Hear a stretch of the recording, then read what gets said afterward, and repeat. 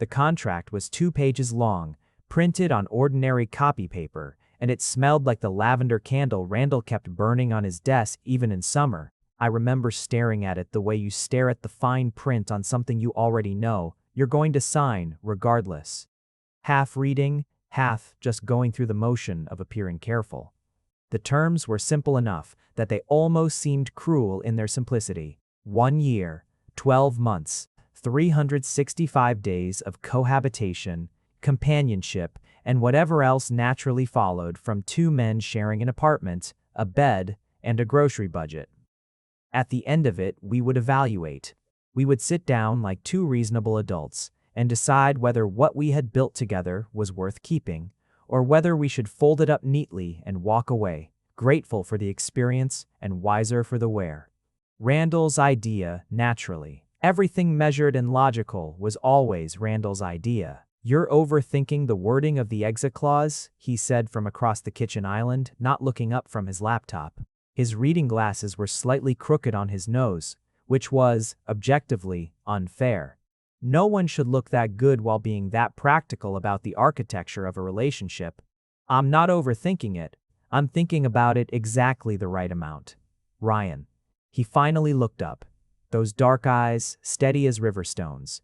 "We've been circling each other for 2 years. We already know we work. This is just formalizing the experiment." "An experiment," I repeated.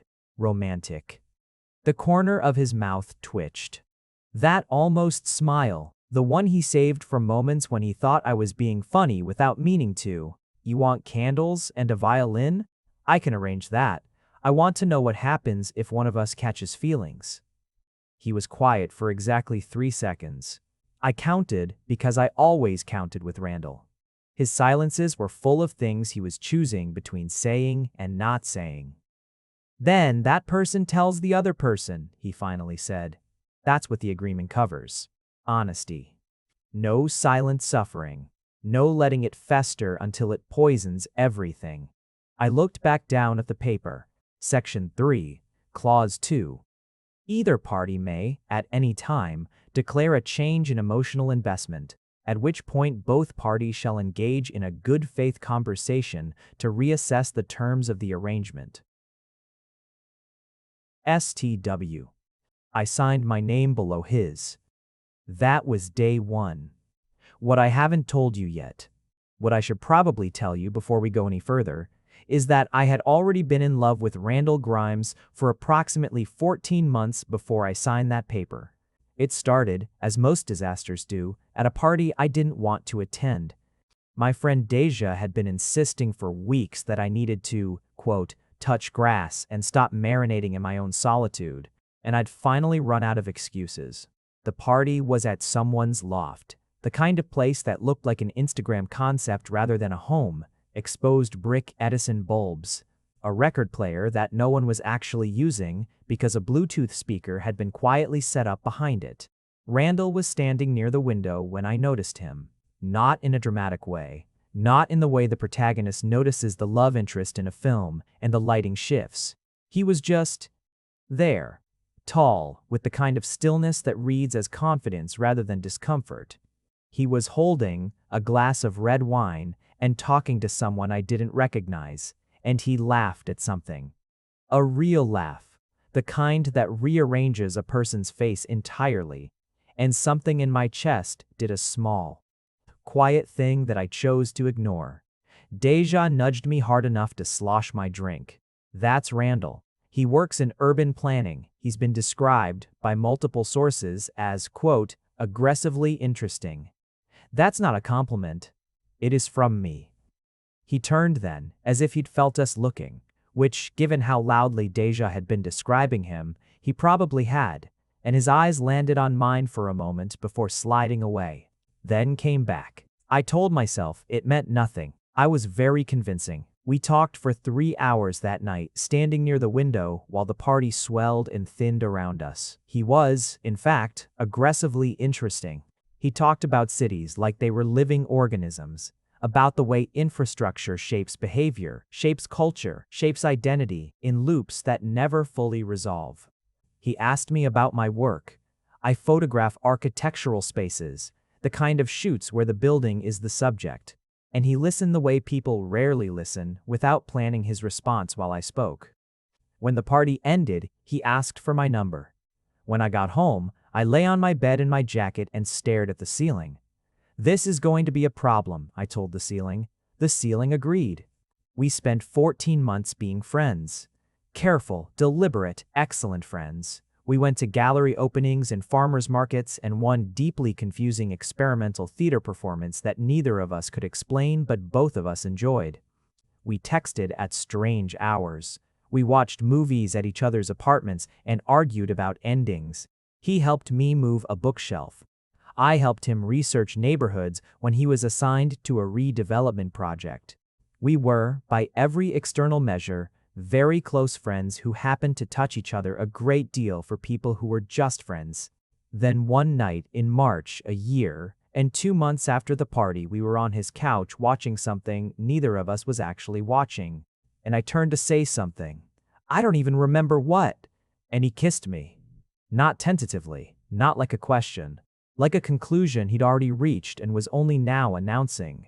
When we pulled apart, he looked at me with that measured steadiness and said, "I've been wanting to do that for a considerable amount of time." How considerable? Embarrassingly so. I laughed, and the laugh broke something open in my chest, and I kissed him again. And somewhere inside me, the 14 months of careful friendship recontextualized themselves all at once into something both sweeter and more aching. But even then, even in that moment, Randall was Randall. 3 weeks later, he presented the agreement. "I want this to work," he told me, with the same gravity he brought to everything. "Which means I want us to do it right. I want structure. Defined expectations. A framework that protects both of us. You want a contract for our relationship. I want a contract for our trial period. At the end of a year, we decide together if this becomes something permanent." I should have told him then. I should have said, "Randall, I've been in love with you since that party. I am not approaching this as an experiment. I am approaching this as the conclusion I've already been living toward." But I didn't, because I was afraid. Afraid that saying it too loudly would make him retreat into his planning brain, afraid that the enormity of what I felt would read as pressure, as demand. Afraid, if I'm being ruthlessly honest, that the feeling wasn't reciprocal in exactly the same way, and I would rather have him on his terms than not have him at all. So I took what was offered. I signed the paper.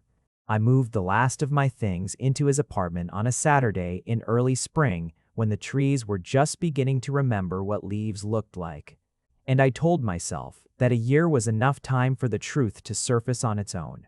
There is an art to living alongside someone, and I learned it slowly. Randall woke early, before the alarm, with the quiet efficiency of a person whose body had long since taken over the scheduling function from his mind. He made coffee in a specific way, the same way every morning, measuring the grounds with an actual measuring spoon, and he drank it standing at the kitchen window, looking out at the street below with an expression that was difficult to read but that I came to understand as simply the face he made when he was still transitioning between sleep and wakefulness. That brief, unguarded period before he fully put himself together. I woke later, usually to the smell of that coffee, and for months I lay in bed for a few stolen minutes just listening to the sounds of him moving through the apartment, the specific rhythm of his footsteps, the soft percussion of cabinet doors, the way he'd sometimes hum something tuneless when he thought no one could hear. Those mornings were, in some ways, the most purely happy I'd been in my adult life, which I knew and tucked away and did not say out loud. We fell into rhythms the way water finds grooves, inevitably, without announcement. Sundays were for the market and cooking something elaborate that usually only half worked out, but that we ate enthusiastically anyway. Wednesdays he worked late and I'd leave dinner in the oven for him. Friday evenings were unscheduled by mutual silent agreement, which meant they were ours in the loosest, most comfortable way. We disagreed about things constantly, which I found, counterintuitively, reassuring. He thought I left too many dishes in the drying rack instead of putting them away. I thought he was too rigid about keeping the apartment at exactly 68 degrees. He believed in making decisions quickly and adjusting as needed. I believed in researching thoroughly before committing. We argued about films and politics and whether plants or a fish would be a better addition to the apartment and whether the neighborhood's new development was good or ruinous for the community. But we never argued badly. Even in disagreement, there was a quality of respect, I suppose, though that word feels insufficient.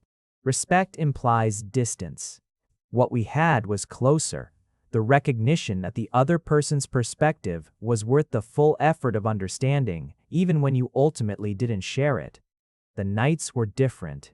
The nights were wordless in the best way, the way that happens when two people have been alone long enough that sharing silence stops being uncomfortable and becomes, instead, a form of conversation. We read in bed.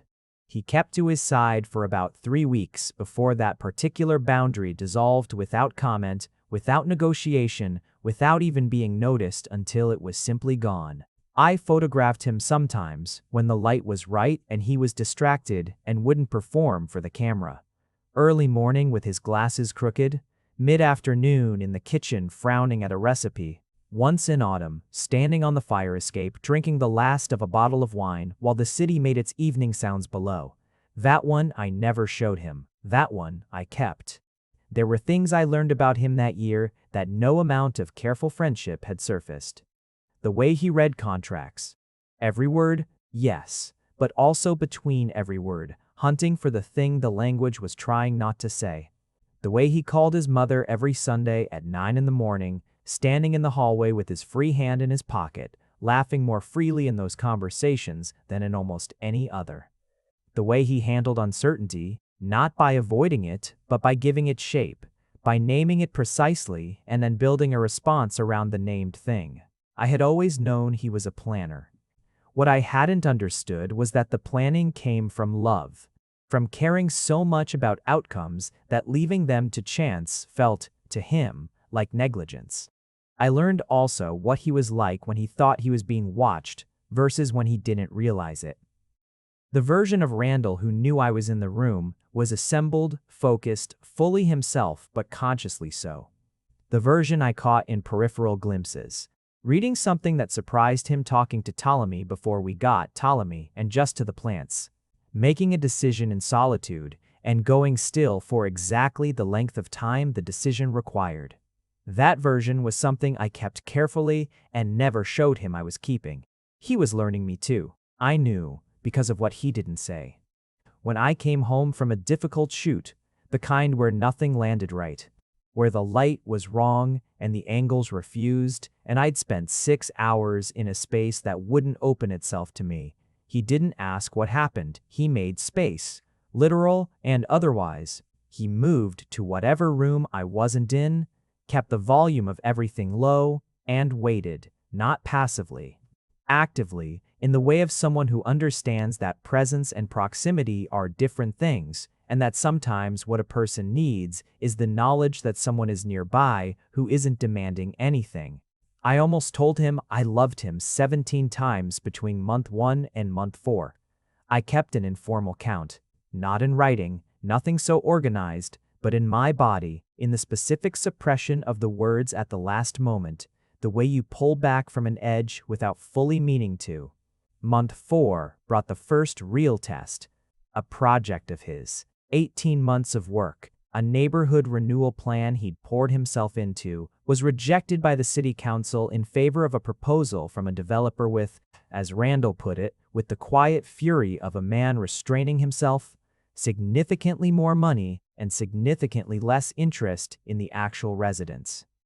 He came home that evening and said nothing, just put his bag down and stood in the kitchen with his back to me, hands on the counter. I didn't ask. I just started making dinner, something simple, and let the kitchen fill with sound and smell, and after a while he came and stood beside me and said, "I'm going to need a minute." "Take as many as you need." He took about 40. Then he came back to the kitchen, poured 2 glasses of wine, set one in front of me, and said, "Tell me something good." So I told him about a shoot I'd done that afternoon, an old building downtown with a lobby that had been restored close enough to its original 1940s design that you could almost convince yourself the decades between hadn't happened. I told him about the light through the original glass, amber and particular. I told him how the building felt alive with its own history. He listened, and the tension in his shoulders gradually came undone, and eventually he started talking, too, about what the project had been meant to accomplish, about the people who'd participated in the community input sessions, about what he was going to do next. Not defeated, redirected. Later, much later, when we were lying in the dark, he said quietly, "Thank you." For what? For not asking what was wrong. I didn't answer, and he didn't explain further, and we fell asleep, and I lay awake for an extra 20 minutes afterward feeling something so enormous and tender, it was almost painful.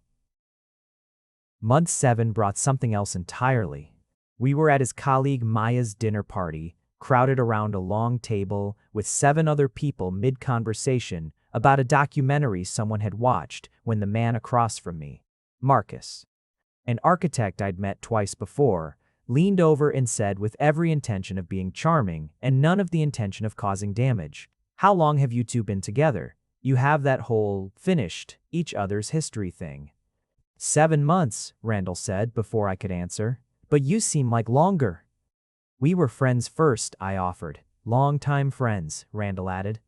And then, in a register so casual it could have passed for nothing, 2 years before this. So 9, roughly. Marcus nodded, and the conversation moved on, and I reached for my wine and noticed my hand was slightly unsteady, and I was grateful for the table's noise. 9 years. He'd added up the friendship without hesitation, incorporated it as part of the answer, and something about that, the naturalness of it, the way it came without calculation, undid me in a way that no grand gesture had ever managed. I spent the cab ride home staring out the window, while Randall talked to the driver about a transit project he'd heard about, and I thought about Clause 2 in the agreement. The one about declaring a change in emotional investment, and I turned the phrasing over and over in my mind. Except it wasn't a change. It had never changed.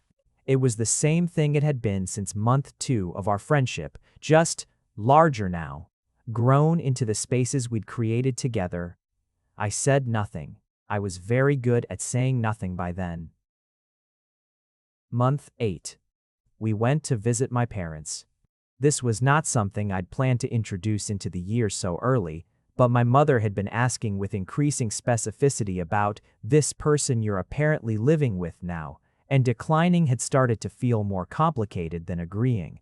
My mother, as previously noted, is formidable. Not in the way of someone who overwhelms a room with noise or personality, but in the way of someone who simply knows things she shouldn't know yet and is waiting with enormous patience and a small smile for you to confirm them. She opened the door when we arrived, looked at Randall for approximately 4 seconds, and then looked at me with an expression that said everything. I ignored the expression. I was very practiced at ignoring expressions. My father is more like me. Observer, slower to speak, interested in the peripheral. He took Randall on a walk around the neighborhood after lunch, the kind of walk that in my family functions as a vetting process. And when they came back an hour later, my father was telling Randall something about the old neighborhood infrastructure changes from 30 years ago, and Randall was asking questions with a genuine interest that had nothing performed about it. In the kitchen, my mother set a dish in front of me and said, without preamble, "He's in love with you, we're not, Ryan." I washed a cup that didn't need washing. "He looks at you," she said, "the way your father looked at me, before he knew I knew. Like he's checking that you're still there, like he's relieved every time." I set the cup down. "We have an agreement," I said quietly.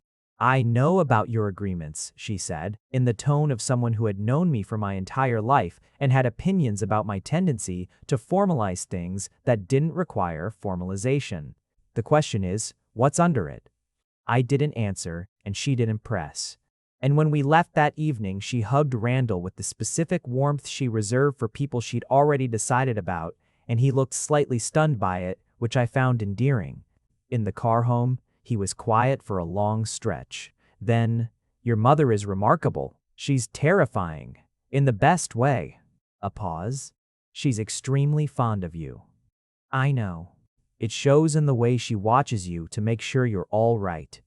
He said it simply, not with any weight or subtext I could detect, just an observation. Then he went back to watching the road, and I went back to watching him, and whatever was moving between us in the dark of that car continued to move without being named. Month 9. There is a particular quality to late autumn in the city. The light goes golden and sideways earlier each day, and everything has a saturated, slightly nostalgic quality, as though the whole world is trying to hold on to itself before winter comes to scour it clean. I had been scheduling more shoots for that specific light. It made everything look like memory while it was still happening. Randall was in the kitchen when I got back from a shoot one afternoon, and he was on the phone, and he had his hand over his forehead in the gesture he made when something was difficult. I set my bags down quietly and went to change, giving him space, and when I came back, he'd hung up. "My dad," he said, which explained everything and nothing simultaneously. Randall's relationship with his father was a territory I'd been learning the edges of carefully over the year, complicated in the way that can't be summarized without doing a disservice to the complication. I sat down across from him. "You okay?" "He wants to visit." "When?" "Doesn't know yet. Soon." Which means probably when it's least convenient. He was quiet, pressing his fingertip to a scratch on the wooden table, tracing it back and forth. "He doesn't know about us. About any of this." "Does he need to?" He looked up. "If he comes here, he'll see that there's only one bed." The apartment had a second room, which was ostensibly my home office. We had never discussed what it would become if his family came to visit, because we had not, until now, been confronted with the question. I thought about the months of mornings, the coffee, the fire escape, the kitchen light, the way he'd added the years without thinking. "We could figure it out," I said, "when the time comes." Something moved across his face, too quick and complex to catch entirely. "Yeah," he said, "we could." His father didn't end up visiting that month. He came later in December, and Randall had a brief and private conversation with him that I was not present for. And when he came to find me afterward, his eyes had a red edge, but his posture was upright and he said simply, "He needs some time."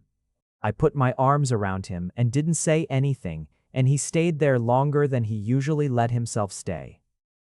Month 10. The physical part of our arrangement, which I have been somewhat understating, mostly because it is the part I find hardest to speak about without revealing too much of my interior, had by month 10 become the primary language between us for things that otherwise went unsaid. This is not a clinical observation. It's an admission that we were both, in our different ways, better at this than at the declarative sentence. There were nights when I could feel exactly how much he felt. In the way he was careful with me, the way he paid attention with his whole self, the way he sometimes said my name in the dark like it was the answer to something he'd been working out. And every time, I was brought right to the edge of the 3 words that would break the careful architecture of what we'd built, and every time, I retreated. Because we were on a timeline, and the timeline had a clause. And I had signed my name below his, and there were still months left, and I was not going to confuse the experiment by introducing a variable we hadn't accounted for. At least, that's what I told myself. Month 11. I started getting tired in a way I couldn't account for. Not the bone-deep exhaustion of overwork, not the particular flatness of a rough emotional period, just a steady, strange fatigue that settled over me like extra gravity. I blamed it on the winter, the shortened days, the way February always felt like the month time had forgotten to move. I took vitamins, I slept more, I drank more water and less coffee, which Randall noticed immediately. "You've been avoiding the coffee." "I'm taking a break from it." He gave me the look, the measured, assessing look that meant he was filing something away. "You love coffee." People change. He didn't push. He rarely pushed directly. But over the next week, I caught him watching me sometimes, a particular quality of attention that wasn't quite worry and wasn't quite curiosity, but lived somewhere in between. I was nauseated 3 mornings in a row. I told myself it was a stomach bug. I told myself it was stress, dietary, environmental. I told myself a great many things, And then I took a test, and the test told me something entirely different. The morning of day 364 was a Saturday in early spring. I know the count precisely because I had been counting, not obsessively, not with a calendar on the wall, but with a low, constant awareness in the back of my mind. The way you're always aware of how close you are to something that frightens you. Day 365 would be Sunday, which meant the conversation we'd agreed to have, the evaluation, the assessment of terms, was less than 48 hours away. I'd been awake since 5. Randall was still asleep, one arm thrown above his head, breathing with the slow evenness of someone entirely at rest. I lay beside him for an hour watching the light in the room change from blue-dark to gray to the particular white of early spring morning. And I thought about everything and nothing, and eventually I got up very carefully so as not to wake him and went to the bathroom. The 3 tests were still in the cabinet under the sink where I'd hidden them 3 days ago. I'd taken them on a Wednesday evening when Randall was at a city council presentation. Positive. All 3. The kind of positive that doesn't require squinting or interpretation.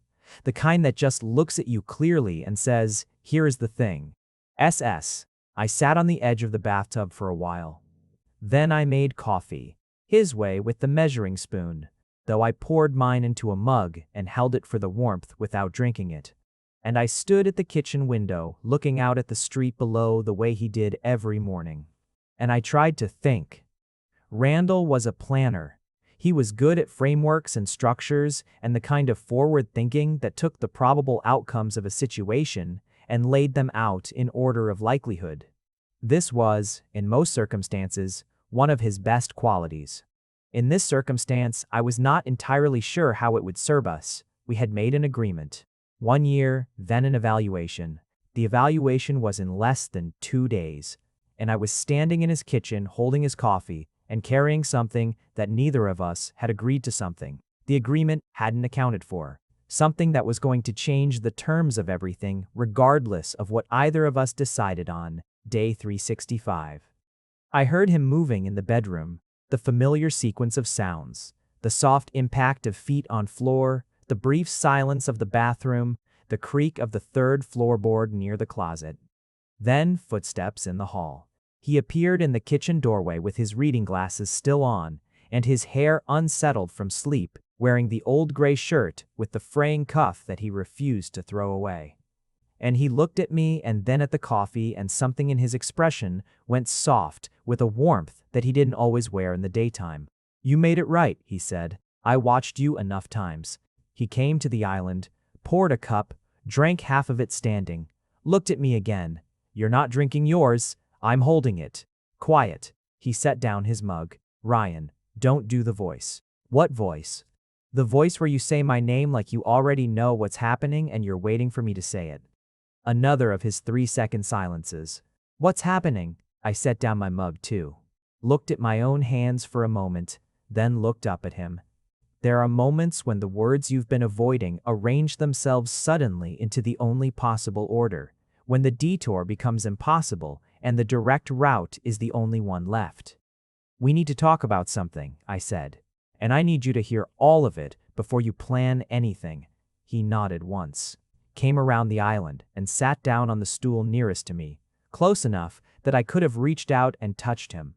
He folded his hands on the counter, a gesture I recognized as his version of bracing himself, arranging himself into full attention. "Okay," he said quietly, "tell me." So I told him. I told him about the fatigue, about the nausea, about the 3 tests hidden under the bathroom sink. I told him the number. Day 364, tomorrow.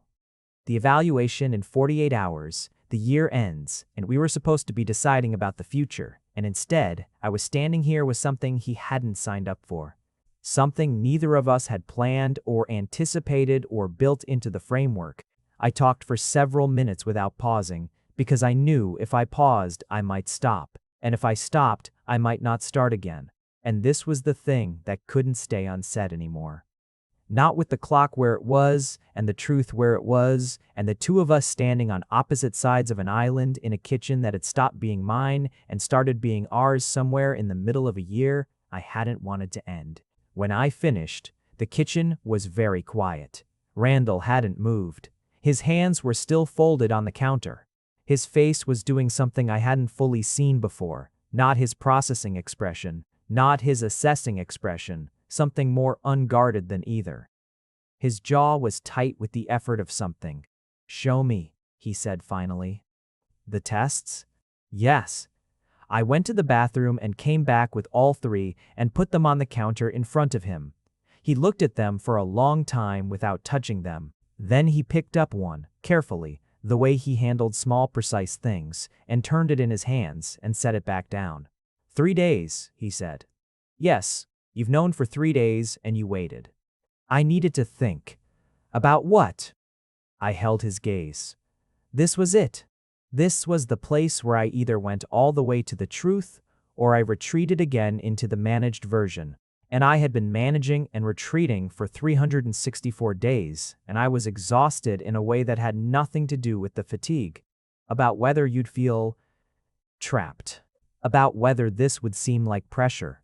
About whether you'd think I'd done it on purpose to influence tomorrow's conversation. About whether you'd...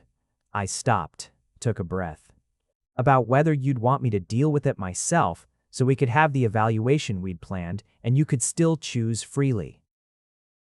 The silence that followed was the longest I'd ever experienced with him. When he finally spoke, his voice had an edge I'd never heard before. Not anger, not exactly, but something adjacent to anger. Something with gravity and heat. "You thought I might want you to. Randall, Ryan." Ryan. He said my name with a weight that stopped me entirely. "Look at me." I looked. "I've been in love with you," he said, with the same measured precision he brought to everything, but with something underneath the precision now, something raw and urgent and unplanned. Since approximately month 3 of our friendship, I built the entire framework of this year as a way of spending time with you that I couldn't talk myself out of. I put exit clauses in the agreement because I was terrified that if I just said what I wanted, you'd see how much of myself I was handing over, and it would frighten you. The kitchen tilted slightly. Or maybe I did. "Month 3, I said faintly. "Month 3, the afternoon we spent at the botanical garden arguing about whether dying plants were more interesting than thriving ones. You stopped in front of this enormous dying fig tree and you said, completely seriously, that there was more information in decay than in bloom. And I thought..." He stopped. Made a sound that was almost a laugh. "I thought I would like to spend every remaining day of my life arguing with this person." I stared at him. "The agreement wasn't a plan to protect us from each other," he continued, quieter now. "It was me trying to buy enough time for you to arrive at the same place. I thought if we just had enough time, you'd..." He paused, looked down at the tests on the counter, back up at me. "I didn't know you were already there." "I was there before I signed the paper," I said, and my voice was strange to my own ears, thin and clear, like something that's been under pressure for a very long time and has finally been released. "I was there since the party, month 14 of the friendship. I was already there." He stared at me. "Month 14, he repeated, "before you kissed me, well before the agreement." The sound he made then was, I don't have an adequate word for it, something broken open, something relieved in the way that can only happen after a long, sustained holding. He stood up from the stool and came around the counter, and I stayed where I was while he crossed the small distance between us, and then his hands were on my face, careful and specific, tilting it up so he could see all of me. "You signed a 1-year agreement," he said softly, "while already in love with me." "You designed a 1-year agreement while already in love with me?" For a moment, neither of us moved. Then he laughed. Really laughed. The laugh that rearranges his face, the one I'd first seen at the party. And I laughed too, and it was such a relief, the laughter. It felt like putting something very heavy down. I should tell you what his face did in the minute that followed.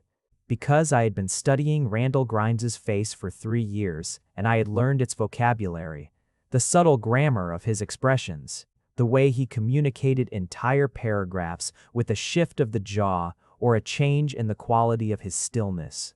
And in that minute, his face did something I had no category for. Something that started as shock.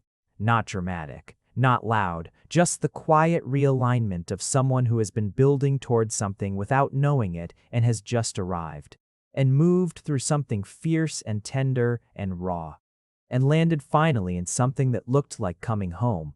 He said my name once, soft, and then he crossed the remaining space and put his arms around me and held on. We stayed like that for a while. Him standing, me with my face against his shoulder, both of us breathing. He was warm in the specific way he always was, and the kitchen smelled like his coffee, and the spring morning was going on outside the window, indifferent and beautiful. And I felt the thing I'd been holding compressed for 364 days begin slowly to decompress. I have been, he said into my hair, monumentally stupid. No, we could have, Randall. I pulled back enough to see his face. We couldn't have, not before now. We both needed the year. He looked at me steadily. That measuring look, but without the management in it now, without the calculation, just open. Did you? Yes. I meant it. I needed to know it was real and not just wanting. I needed to see you every day in all the ways that aren't remarkable. And I needed all of those days to be still this, still true. And they were. Every single one. We stood in the kitchen for a long time. Eventually, when the laughter had settled and the morning light had shifted into midday, he made more coffee, 1 cup for himself, and brought me a glass of water. And we sat down at the small table by the window, the way we'd sat for dinners and breakfasts and dozens of Sunday mornings, and we talked. Really talked. Not the managed, careful, adjacent to the real thing conversations we'd been having for months. The actual thing. I don't know anything about this, I admitted, meaning the pregnancy, meaning all of it. I made an appointment for next week, but I haven't. I don't know what I want. I don't know what is even possible. I don't know the timeline or the implications or any of the things you'd need to know to plan. He nodded slowly. No spreadsheet expression, no framework, just present. What do you feel? I thought about it honestly, scared, and something else, something that I can't name yet because it's too new. But it's not bad. It doesn't feel bad, Randall. That's the part that surprised me. Not bad, he repeated quietly, as if testing the weight of it. I know we didn't plan this. I know this falls outside every clause in the agreement. I know you're going to want to think through the implications, and that's valid, and I'm not asking you to. Stop, he said, gently but firmly. Stop negotiating. I stopped. I've been planning our future in my head, he said, since approximately month 4 of living together. I've been building it out in detail. Where we'd travel, whether we'd want a larger apartment eventually, what it would look like if we stayed in this city versus somewhere else. I've been doing this privately because I wasn't sure you were there. He exhaled slowly. A version of this was in those plans. A version of? A future that was larger than just the two of us, he said, with a quiet plainness that hit somewhere behind my sternum. I didn't know how or when, but it was there. I had to look away for a moment. Out the window, at the street, at the new leaves on the trees that had been bare when I'd moved in, then back at him. The agreement expires tomorrow, I said. The agreement, he said, is already obsolete. He reached across the table and covered my hand with his careful, precise hands that measured coffee and handled things gently. I'm not interested in evaluating whether to continue. I'm interested in what we build next. That's a very Randall Grimes way of saying you want to stay. I want to stay. I want to stay. Simple, direct. No clause, no condition, no framework. I want to stay, and I want to figure this out with you, and I want you to know that whatever is decided at that appointment next week, I am in this. I turned my hand over under his and held on. That afternoon, we called the doctor's office together. The appointment was already scheduled, but now Randall knew the time and the address, and he put it in his phone with the same attention he gave everything that mattered. We didn't call anyone else that day. We kept it between us in the apartment. In the particular quiet of a Saturday when the city outside is doing its weekend things and you're inside with someone you love, finally saying the thing you've been not saying for longer than you can properly account for. In the evening, we ordered food, too much of it, from the Thai place 2 blocks away that we'd ordered from so often. The guy on the phone recognized Randall's voice and sat on the couch with the containers spread on the coffee table, and we watched something neither of us could focus on and talked around it and back to it in the way of two people who have been handed something enormous and are learning the shape of it slowly. "Your family," I said at some point, meaning his father, who was still in the process of adjusting to things. "My mother will be ecstatic," he said immediately. His mother, whom I had met 3 times, and who had looked at me each time with a warmth that I'd attributed to general goodwill but now suspected had been more pointed. "My father will need time. He usually does. He comes around. And if he doesn't, then we don't require him to." Said without drama, without the brittleness that topic sometimes carried, said like a settled thing. "My parents," I started, and then stopped and smiled despite myself. "My mother is going to immediately start referring to you as her son-in-law, regardless of any subsequent decisions we make. I have no objection to that." I looked at him sideways. "Don't let her know that. She'll have you on a group chat by tomorrow." He laughed. We ate. The containers gradually emptied. The city went on outside, indifferent and beautiful. Later, lying in the bed that had been mine and his since month 1, regardless of what the paperwork implied, I was almost asleep when he spoke into the dark. "Ryan. You said it didn't feel bad." I turned my face toward him. "Yes. What does it feel?" I lay there for a moment, genuinely thinking, feeling for the thing that was underneath the fear, the shock, the uncertainty. What I'd said was true. It didn't feel bad. But there was something more specific than that, something I'd been letting myself almost notice for 3 days without quite letting it land. "It feels," I said slowly, "like something that was already decided, like the decision was made somewhere upstream of where I'm standing, and I'm just arriving at it. Quiet." Then his arm came around me, pulling me close in the way he'd gotten gradually less self-conscious about over the year, the way that had started as deliberate and become instinctive. "Yeah," he said quietly, "that's what it feels like." The doctor's appointment was on a Thursday. I had expected to feel more afraid walking in than I did. I think the act of telling Randall, of laying the whole thing out in daylight and having him stay, had taken most of the acute fear with it. What remained was more like the particular alertness of someone standing on the edge of something new, not knowing exactly the shape of what's below, but knowing they're going to step off anyway. Randall sat beside me in the waiting room with his ankle resting on his knee, reading something on his phone. If he was nervous, he showed it only in the barely perceptible way he always did, a slight tension along his jaw, a stillness that was a shade more controlled than usual. When they called my name, he stood up with me without asking whether I wanted him there, which was exactly right. The appointment was thorough. The doctor was matter-of-fact in a way I appreciated, explaining the what and the how with clarity and without drama. She outlined the options, not pressingly, just clearly, the way a good doctor does when they understand that information is not the same as direction. Randall asked questions. Good questions, the kind I hadn't thought of yet, about timeline and health and what the next several months would look like practically. He had his small notebook, the one he carried everywhere, and he wrote things down. On the walk home afterward, he put his hand in mine without breaking stride. We didn't have the big conversation that day. We had it in pieces over the following week, sometimes in the kitchen, sometimes in bed. Once on the fire escape on a Wednesday night because I'd needed air, and he'd come out after me with a jacket and a cup of decaf and no questions except the one that mattered. "What do you want?" he asked me, that night on the fire escape, with the city below and the sky above and his shoulder against mine. I looked out at the lights. "I want this," I said, "all of it. Even the part I don't know how to do yet." "Good," he said, "me too. Simple." Like he'd always known. The months that followed were not simple. I want to be clear about that. Nothing about what we were navigating was simple, and the story would be dishonest if I smoothed it into a clean progression. There were difficult days, Days when I was more tired than I had any framework for being. When my body was doing things I hadn't consented to and adjusting in ways I couldn't fully anticipate.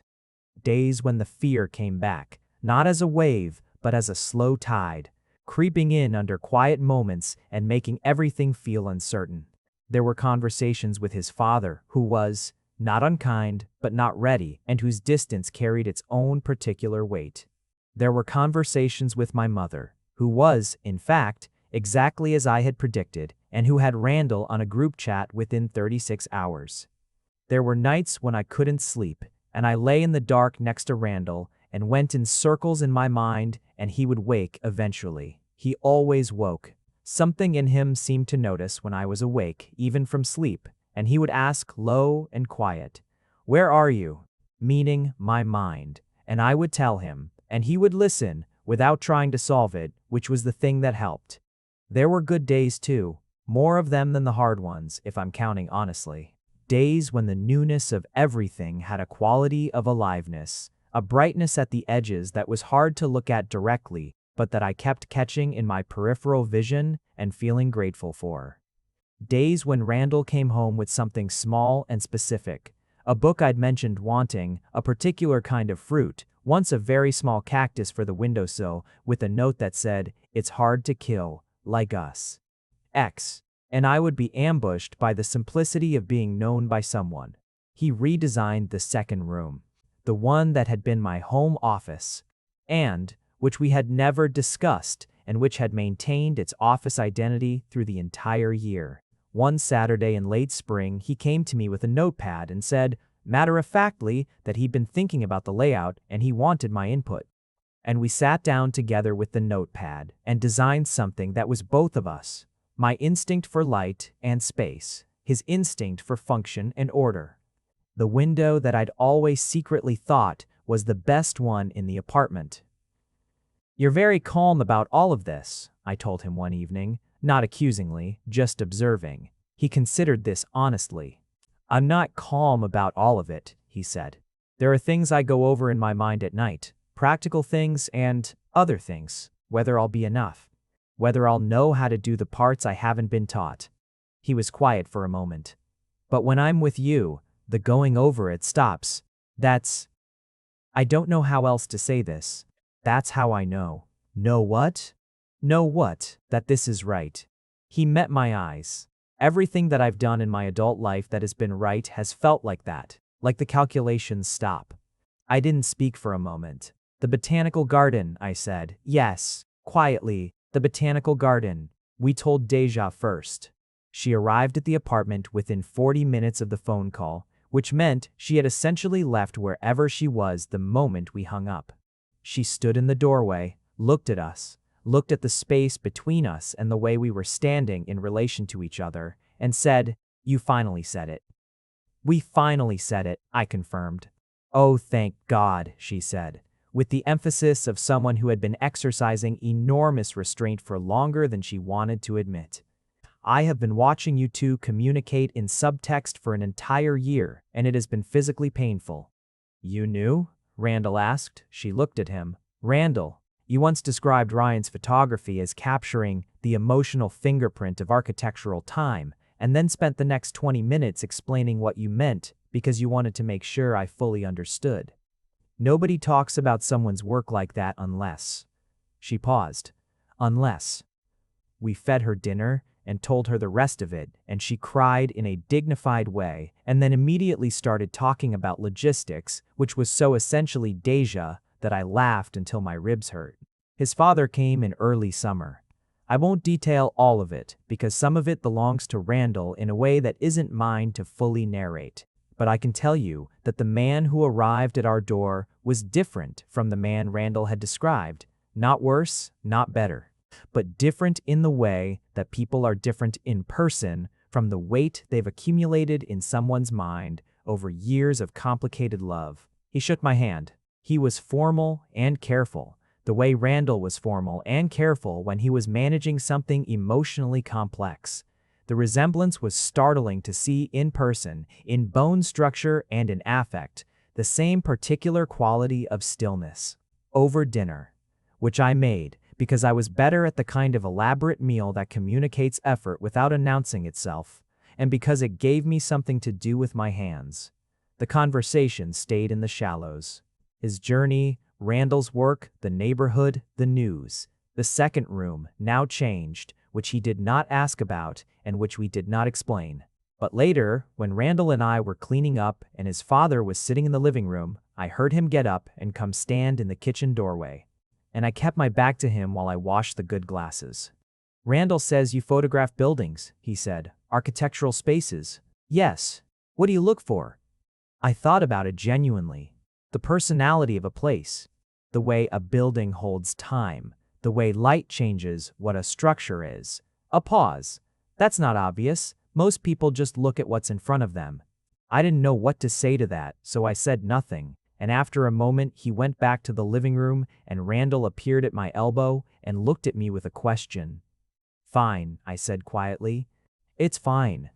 Before he left the next afternoon, his father stood in the hall with his coat on and looked at us, both of us, together, with an expression that I recognized because I'd seen it on his son, a man working something out internally that he wasn't ready to say aloud yet.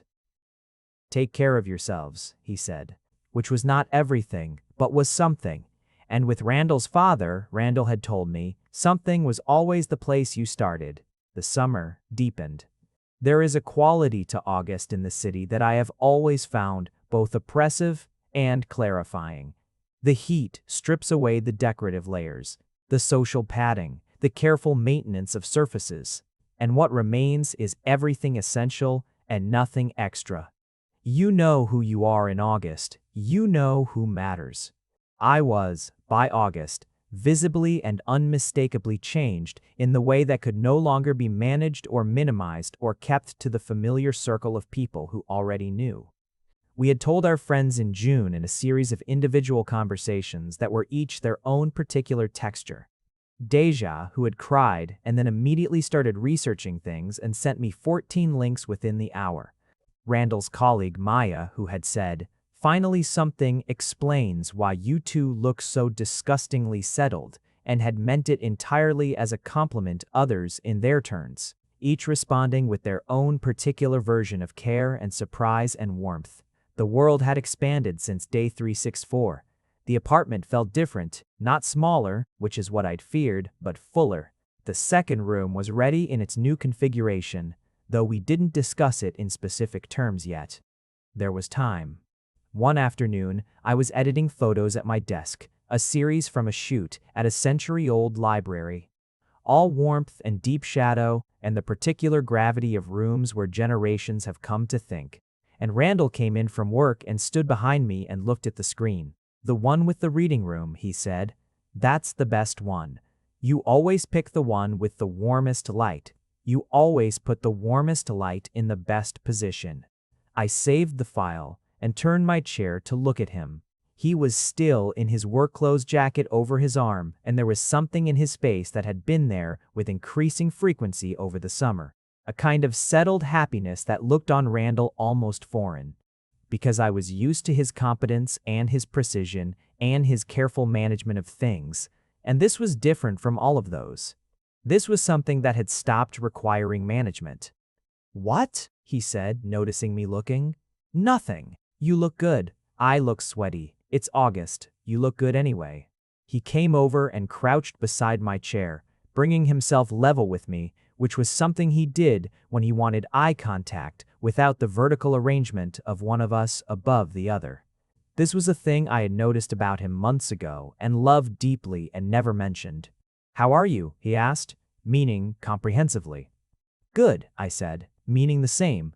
He held my gaze for a moment, that steady riverstone gaze, and then he nodded once, as if something had been confirmed, and stood up and went to change. I turned back to my photos and didn't work for several more minutes, just sat there in the late afternoon light with the sounds of him in the next room and thought, this is it. This is the actual thing. Not the anticipation of it. Not the careful construction of circumstances that might produce it. The thing itself, in its ordinary Tuesday form, in its specific particular dailiness, happening right now, already assembled, already real. My mother called every few days, ostensibly to check in, actually to deposit observations and questions that she presented as ordinary and were never ordinary. She had always communicated this way. The important things arrived sideways, dressed as small talk. She asked about how I was sleeping, meaning, "Are you afraid about what Randall was cooking lately?" Meaning, "Is he showing up in the practical ways?" About whether we'd started thinking about the second room, meaning, "Is he treating this like his future too?" I answered each question at face value and let the real answers come through in tone, and she listened to the tone and we understood each other. Randall's mother called him more than usual too. I could hear her voice through the phone sometimes, warm, energetic, with the same precision of language he had, but more freely expressed. She asked to speak to me once, which hadn't happened before. I took the phone a little uncertainly and she said, with a directness that I recognized as entirely Grimes, "You make my son happy. The specific kind of happy that isn't performance. I can hear it. Thank you." And then she handed the conversation back to him before I'd figured out how to respond. I told Randall what she'd said, later. He was quiet for a moment, the considered kind. "She told me something similar about you," he said. "After she first met you. She met me in January." Yes, he didn't elaborate. But he also didn't have to. There were other things, small and not small. Learning how to make space for difficulty without making it the whole story. Learning what I needed versus what I thought I needed. Learning that Randall was underneath the precision and the planning profoundly capable of softness, not absent in him, just conserved, given in concentrated amounts, to the things he decided mattered, which meant receiving it felt like something earned and specific. There was one conversation we kept almost having and then not having about the formal architecture of us, not the emotional reality of it, which had long since settled into something solid and undeniable, but the structural, legible to the world architecture, the paper and witness kind. Randall raised it obliquely one evening in July, in a sentence about tax implications that was doing a lot of heavy lifting for something that was actually about something else entirely. I raised it more directly a few weeks later, asking what he actually wanted, as opposed to what made practical sense. We went around it twice and then let it rest. It wasn't avoidance exactly. It was more like, both of us knew the answer, and the answer was not in question. And so the formality of arriving at it out loud felt less urgent than everything else that was actively arriving and requiring attention. But on a Sunday in late August, with the windows open and the city noise coming in and a pot of something cooking on the stove, Randall sat down at the table across from me and set a very small, flat box on the table between us. I looked at it, then at him. "I'm not going to do a speech," he said. "You know what I'm going to say, and I know you know, and I believe in efficiency." Randall. "The agreement was for 1 year," he said. "I want something with no end date." I opened the box. Inside, 2 rings, simple bands. The kind that don't require context to understand, the kind that are exactly what they look like.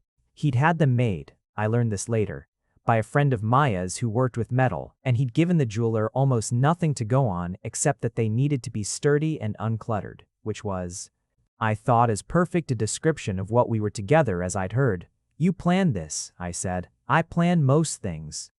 "How long?" Another pause. 3 seconds, which I'd long since learned to read as the space between choosing and saying. "Since day 91, he said. "I started thinking about it. I told myself I was just doing research." Day 91, month 3. Approximately the botanical garden. "Yes," I said. "I haven't asked yet." "Yes, anyway." He looked at me for a moment with that expression that I'd photographed on the fire escape and kept, the one I never showed him. Then he reached across the table and took the ring that was meant for me and held it, and I gave him my hand. And he put it on with the same precision and care he brought to everything that mattered.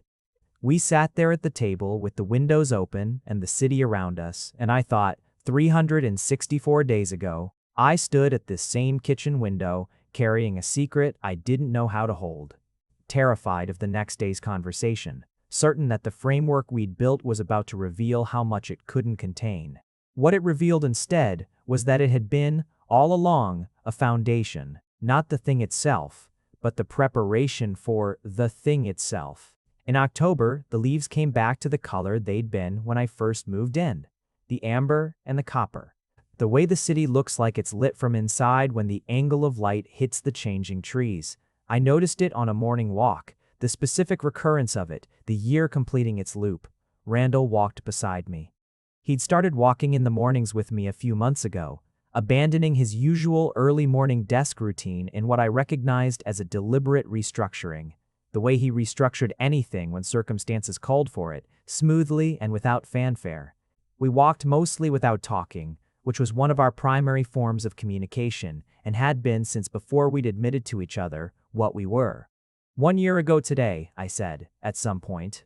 Approximately. Approximately day one, he considered.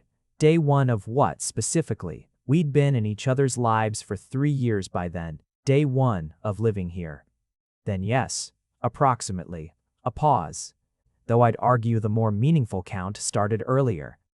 Month 14, month 3, he countered, the calculations stopping. Though if we're counting from your end, 14. We walked a little further. The light through the trees had that particular quality I'd been trying to capture all October. The way it came through at an angle that made everything simultaneously itself and something slightly elevated above itself. The agreement had an evaluation at the end, I said. It did. I don't think we ever formally did it. I think, he said, with the particular quietness that meant he was being precise rather than evasive, that the evaluation has been ongoing. I don't think it ever required a specific day. I thought about that. About the botanical garden and the party and the 14 months of friendship. That wasn't, and the year of agreement. That wasn't. And the morning in the kitchen with the 3 tests on the counter. And the morning I'd stood at the same window thinking the same things he'd been standing there, thinking every morning for months. All of it a long, branching, recursive evaluation that had been arriving at the same conclusion over and over from different angles. And the conclusion? I asked, mostly because I wanted to hear him say it. He stopped walking. I stopped beside him, and he turned to look at me in the October morning light with the leaves doing their amber and copper things all around us. The conclusion, he said, is that I would like to continue indefinitely. That's not very romantic. It's extremely romantic. Indefinitely is the most romantic word in the language. I looked at him. Really looked. The way I look at spaces I want to understand. The way I look for the light and the depth and the specific quality of a thing that makes it irreducible. He looked back. Okay, I said. Okay, he agreed. We walked home in the October light, and the city made its sounds around us, and the leaves came down in the specific, slow way of things that are ending and not ending, completing and beginning, the way all true things do. Not in a single moment, but in the continuous patient accumulation of ordinary days. 1 year. One small extra piece of information discovered at the last possible moment. 2 people who had been arriving at the same place from opposite directions and had been, for considerably longer than either would have admitted, already there. I don't think about day 364 the way you might expect, as a crisis, as a precipice, as the thing that almost derailed us. I think of it as the day the framework finally cracked open wide enough for everything that was already inside to come out. We had agreed to separate after 1 year. We agreed, instead, to this.